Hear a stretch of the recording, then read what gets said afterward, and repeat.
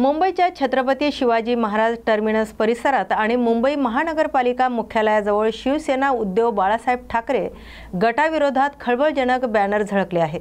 त्रिभाषा सूत्र तुम्हीच स्वीकारलं, विसरलात की काय असा थेट सवाल या बॅनरच्या माध्यमातून करण्यात आलाय। तर सत्य बाहेर आले, घशात गेले दात, उभाट्यानेच केले मराठीचा घात अशा आशयाची कविता देखील या बॅनरवर झळकत आहे। उद्धव ठाकरे मुख्यमंत्री असताना राष्ट्रीय शैक्षणिक धोरण 2020 संदर्भात महाराष्ट्र शासनाने कार्यवाही करण्यास मान्यता दिली होती। या धोरणाअंतर्गत त्रिभाषा सूत्र स्वीकारण्याची शिफारस झाल्यानंतर ज्येष्ठ शास्त्रज्ञ डॉक्टर रघुनाथ माशेलकर यांच्या अध्यक्षतेखाली एक कार्यगट स्थापन करण्यात आला होता। या कार्यगटाच्या शिफारसीचं सादरीकरण मुख्यमंत्र्याकडे करण्यात आलं होतं असे बॅनरमधील मजकुरात म्हटलं आहे। या बॅनरबद्दल अजूनही कोणत्याही नेत्याकडून अधिकृत प्रतिक्रिया आलेली नसली तरी राज्य सरकारने त्रिभाषा सक्ती कायदा काढल्यानंतर राज ठाकरे उद्धव ठाकरे यांनी मोर्चा काढत विरोध करण्याची भूमिका मांडली होती। मात्र राज्यात शासनाकडून त्रिभाषा सक्तीचे नियम रद्द करण्यात आले होते आणि यानंतर उद्धव ठाकरे आणि राज ठाकरे यांचा मोर्चा देखील रद्द करण्यात आलाय। दरम्यान 5 तारखेला उद्धव ठाकरे आणि राज ठाकरे यांची विजयी सभा होणार आहे। त्याआधीच ही बॅनरबाजी करत उद्धव ठाकरेंवर सत्ताधाऱ्यांनी निशाणा साधला असल्याची चर्चा राजकीय वर्तुळात सुरू आहे। जगद्गुरू संत तुकाराम महाराज पालखीचे सोलापूर जिल्ह्यात आगमन झाले असून सोलापूर जिल्हा प्रशासनाच्या वतीने जिल्हा अधिकारी कुमार आशीर्वाद यांच्याकडून पालखीचे अत्यंत उत्साहाने स्वागत करण्यात आले। या प्रसंगी अकलूज येथील नेत्रदीपक रिंगण सोहळ्याचे भाविकांच्या डोळ्याचे पारणे फेडले। तर या सोहळ्यात हजारो अकलूजकरांची उपस्थिती होती। जतन आणि संवर्धनाच्या कामातून मंदिर पुन्हा एकदा जुन्या स्वरूपात आणले गेले आहे। यातच आता जुन्या मंदिरातील नक्षीकाम, दशावतार, शिल्पपुष्प हे अधिक चांगल्या पद्धतीने पुढे आणण्यासाठी मंदिराला विद्युत रोषणाईचा साज चढवण्यात आलाय। विठ्ठल आणि रुक्मिणी मातेच्या जतर संवर्धनाचं काम पुरातत्व विभागाच्या माध्यमातून गेली 1.5 वर्ष सुरू आहे। श्री विठ्ठल रुक्मिणी मंदिरातील गाभारा, 4 खांबी, 16 खांबी याचं काम 95% आज रोजी पूर्ण झालेलं आहे। त्याचप्रमाणे परिवार युवकांचं काम सुरू आहे। या मुख्य कामामध्ये विद्युतीकरणाला सुद्धा प्राधान्य देऊन माननीय जिल्हाधिकारी महोदय असतील, माननीय समितीचे अध्यक्ष असतील आणि वेळोवेळी त्याच्यात संबंधित यंत्रणेला सूचना देऊन अतिशय चांगल्या पद्धतीचं काम या ठिकाणी झालेलं आहे। आता आपण पाहतो की मंदिरात प्रवेश केल्यानंतर भाविकांना 700 वर्षापूर्वी जसं मंदिर होतं त्या पद्धतीने पाहायला मिळतं।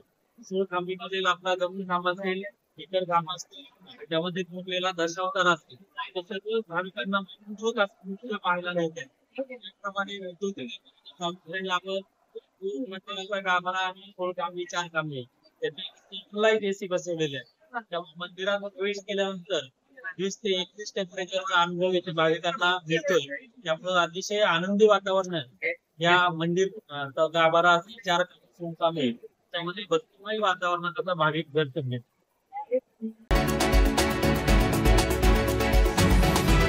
महाराष्ट्रात सुरू असलेल्या हिंदी वादातून जीआर रद्द झाल्यानंतर आता 5 जुलैला शिवसेना उद्धव बाळासाहेब ठाकरे आणि मनसे मराठी दिवस साजरा करणार आहेत। परंतु शिवसेनेचे मित्रपक्ष काँग्रेसला अद्यापही 5 जुलैचं निमंत्रण मिळालं नाही।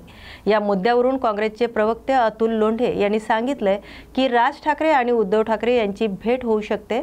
मोर्चा काढण्यासाठी दिवस ठरला होता पण जीआर रद्द झालाय असे ते म्हटले असले तरीही तसं वाटत नाही, कारण नरेंद्र जाधव यांच्या अध्यक्षतेखाली समिती नेमली आहे। त्यामुळे मुंह में राम आणि बगल में नथुराम अशी भारतीय जनता पार्टीची नीती असल्याची टीका काँग्रेसचे प्रवक्ते अतुल लोंढे यांनी व्यक्त केली। 5 तारखेला मराठी दिवस मनवला जाणार आहे। एकंदरीत काय सांगाल? काँग्रेस त्याच्यामध्ये सामील होणार आहे काय? एकंदरीत आम्हाला अजून काही त्या बाबतीतलं काही निमंत्रण नाही आहे किंवा सांगितलं गेलं नाही आहे। कदाचित हे राज ठाकरे आणि उद्धव ठाकरे इव्हेंट असू शकतो, पण 5 जुलै हा दिवस जो आहे, जो ठरलेला होता मोर्चाचा, त्याच्यामध्ये हा जीआर रद्द झालेला आहे असं मला अजूनही वाटत नाही, कारण नरेंद्र जाधव समिती नेमलेली आहे।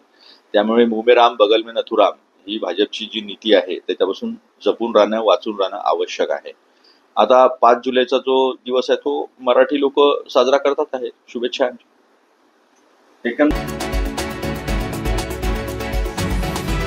धुळे रेल्वे स्थानकावरील फलाट आणि रेल्वेतील अंतर हे 2 फुटापर्यंत असल्याने प्रवाशांना गाडीत चढताना मोठी कसरत करावी लागते। त्यामुळे महिला आणि वयोवृद्ध प्रवाशांना याचा नाहक त्रास सहन करावा लागतो। त्यामुळे रेल्वे प्रवास सोयीचा व्हावा यासाठी धुळे रेल्वे स्थानकात तात्काळ उपाययोजना कराव्यात अशी मागणीचे निवेदन मुख्य रेल्वे व्यवस्थापकाकडे मनसेच्या वतीने देण्यात आले। धावती रेल्वे पकडताना फ्लाट आणि रेल्वेच्या दरवाजापर्यंतचे अंतर 2 फुटापर्यंतचं असल्याने रेल्वे स्थानकावर प्रवासी पडून काही अपघात झाले आहेत। रेल्वे प्रशासनाने गेल्या काही वर्षात राज्यातील काही रेल्वे स्थानकावरील सर्व फलाटाची उंची वाढवून ते रेल्वेच्या दरवाजाच्या बरोबरीने केले आहेत। मात्र धुळे रेल्वे स्थानकावर या सुविधा नाहीत। त्यामुळे हे स्थानक दुरुस्त करावे, अन्यथा महाराष्ट्रातील नवनिर्माण सेना रेल रोको आंदोलन करेल असा इशारा यावेळी देण्यात आलाय। आम्ही महाराष्ट्र नवनिर्माण सेना धुळे जिल्ह्याचे सर्व पदाधिकारी धुळे रेल्वे स्टेशन या ठिकाणी आम्ही निवेदन द्यायला आलेलो आहोत। या ठिकाणी आता नुकतेच नवीन फलाटाचे काम झालेले आहे आणि रेल्वेच्या कायदेशीर नियमानुसार सदरील प्लॅटफॉर्म आणि रेल्वेचे जे गेट असतं याच्यामधील अनुलंब अंतर हे 15.875 mm पाहिजे। तसेच दुसरे क्षैतिज अंतर जे आहे हे 76.2 mm पाहिजे।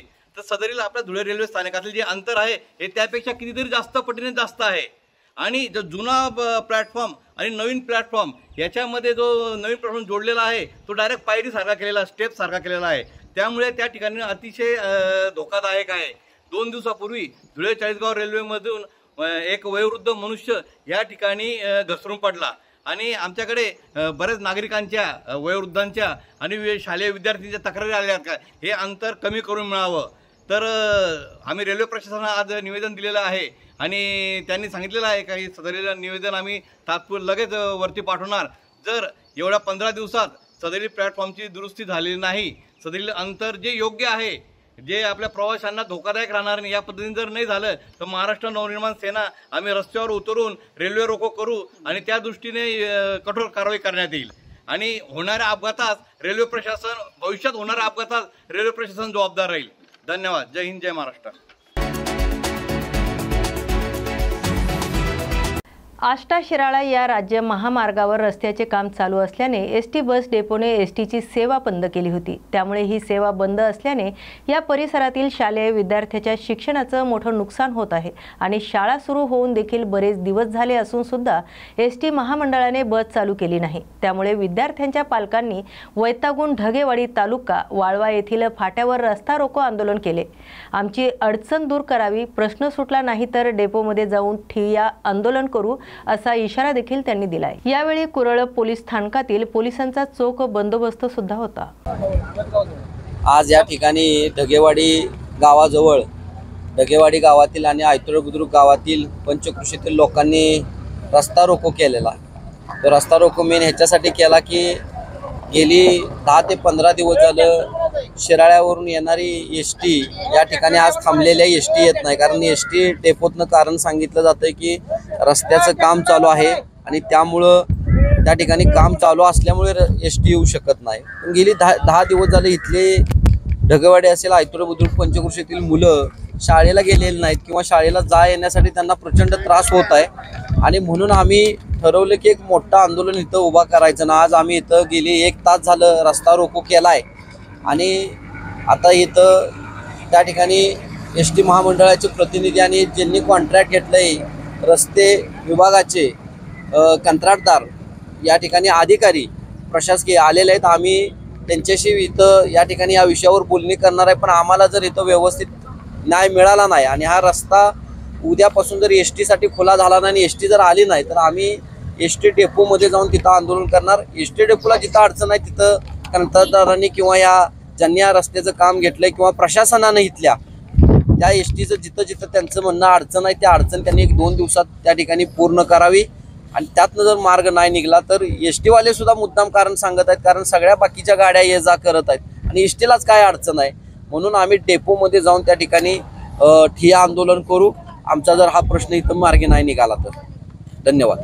आता 7वी मध्ये शिकत आहे आणि कारवे ते शिराळा एसटी रस्त्यामुळे एसटी चालू होत नाही आणि आमच्या शिक्षणाचं खूप नुकसान होत आहे आणि एसटी चालू झाली पाहिजे एवढंच आम्ही बोलू शकतो। लवकरात लवकर एसटी चालू झाली पाहिजे। एसटी कशामुळे बंद झाली? रस्त्यामुळे एसटी बंद झाली आहे।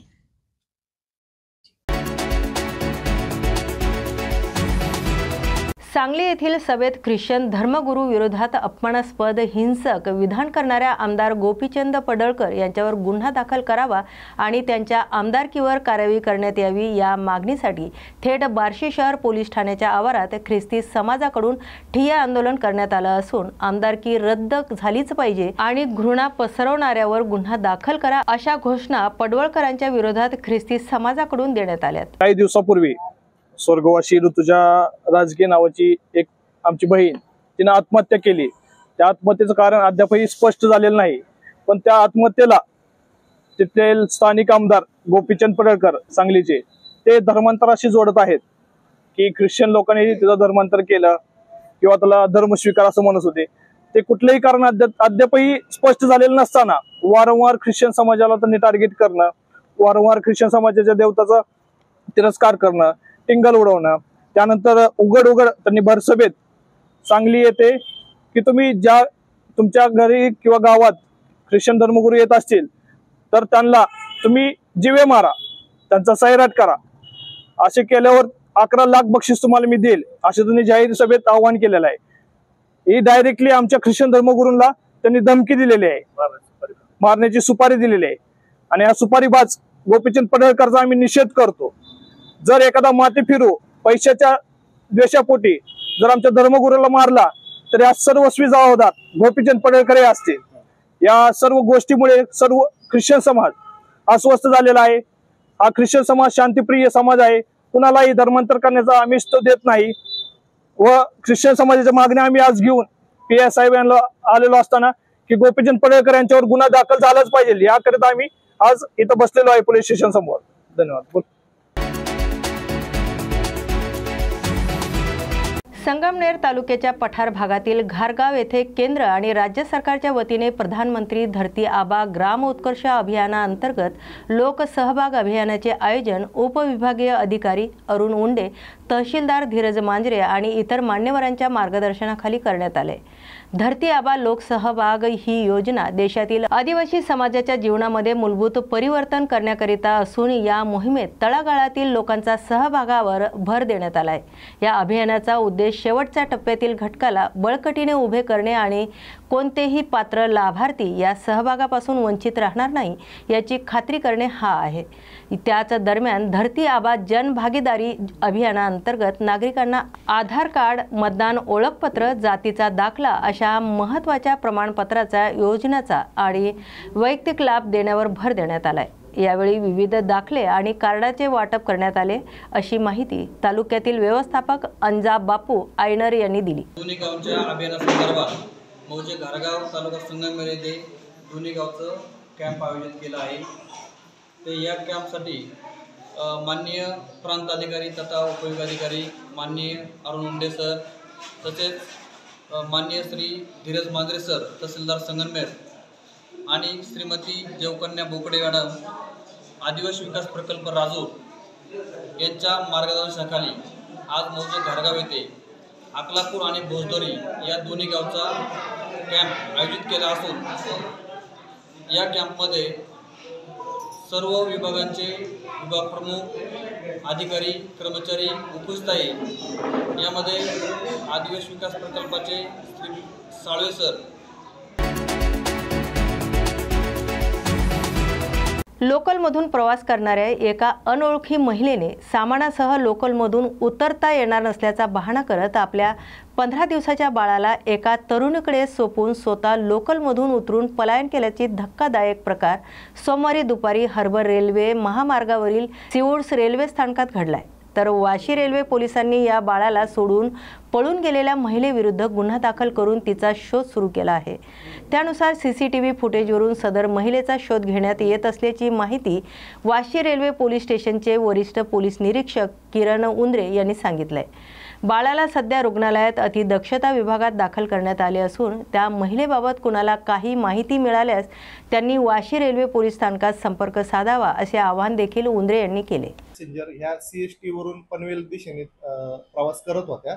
हे प्रवास करत असताना महिला डब्यामध्ये सानपाडा या स्टेशनवरती एक अनोळखी महिला तिच्या 15 दिवस वयाच्या बाळासह तिने प्रवेश केला व त्या ठिकाणी ती महिला अतिशय दरवाजापाशी बसलेली होती आणि त्या ठिकाणी बाळाला हवा लागत असल्यामुळे त्या मुलींनी सांगितलं का ती हवा लागते, तुम्ही आतमध्ये येऊन बसा. ह्याद्वारे त्यांचा एकमेकाशी ओळख झाली आणि त्यांनी एकमेकाशी संवाद साधायला सुरुवात केली. तर त्या अनोळखी महिलेने त्या 2 मुलींना विनंती केली की माझ्याकडे सामान भरपूर आहे व मला सीवूड्सला उतरायचं आहे, तर आपण कृपया मला त्या ठिकाणी उतरण्याकरिता मदत करावी. असं म्हणून त्या 2 मुलींकडं त्या अनोळखी महिलेने आपलं 15 दिवसांचं बाळ सोपवलं व त्या ठिकाणी त्या मुली सीवूड स्टेशनला ते बाळ घेऊन खाली उतरल्यानंतर सदरची अनोळखी महिला त्या ठिकाणी न उतरता परस्पर पुढे पनवेल या ठिकाणी निघून गेलेले आहे. त्याबाबत तिने कुठेही तक्रार वगैरे नोंदवलेली नाही. त्या अल्पवयीन बालकाचा त्याग केला म्हणून वाशी रेल्वे पोलीस स्टेशन येथे गुन्हा रजिस्टर नंबर 211/2025 कलम 93 BNS प्रमाणे गुन्हा दाखल आहे व आम्ही वाशी रेल्वे पोलीस स्टेशन मार्फत याद्वारे आवाहन करत आहोत की सदर महिलेचा पब्लिश झालेला जो फोटो आहे, तरी त्या महिलेबाबत काही माहिती असेल तर कृपया वाशी रेल्वे पोलीस स्टेशन येथे कळवावे. ज्या योगे त्या अनोळखी महिलेचा शोध लागू शकेल व पुढील योग्य ती कायदेशीर कारवाई आम्हाला करता येऊ शकेल. ते बाळ अंदाजे 15 दिवस त्याचं वय आहे आणि त्याला अंडर ऑब्झर्वेशन हॉस्पिटलमध्ये सध्या ठेवण्यात आलेलं आहे आणि CWCच्या माध्यमातून पुढील योग्य ती कारवाई आम्ही करत आहोत. महिलेची अद्यापर्यंत ओळख पटलेली नाहीये, परंतु सदर महिला ही सानपाडा या ठिकाणावरून बसली होती आणि ती पुढे जाऊन खांदेश्वर या स्टेशनवरती उतरताना दिसत आहे. तरी आमच्या 4 टीम त्यामध्ये फॉर्म करण्यात आलेल्या आहेत व खांदेश्वर आजूबाजूचा परिसर व इतर स्टेशनावरती ते पथक त्याचा शोध घेत आहेत. 2 दिवसापासून भिवंडीत वाहतूक पोलिसांकडून शहरातील रिक्षा चालकांवर अन्यायकारक दंड आकारणी केली जात असल्याने रिक्षा चालकांकडून संताप व्यक्त केला जात आहे. त्याविरोधात रिक्षा संघटना पदाधिकाऱ्यांनी शहरातील प्रांत कार्यालयासमोर 1 दिवसीय धरणे आंदोलन केले. शहरात राजनुली नाका आणि अशोकनगर या परिसरात वाहतूक पोलिसांकडून अतिरिक्त प्रवासी अथवा गणवेश आणि ड्रायव्हिंग लायसन्स नसलेल्यांवर थेट परवाना नसल्याची अन्यायकारक कारवाई करून 11,500 रुपयाची दंड आकारणी केली जाते.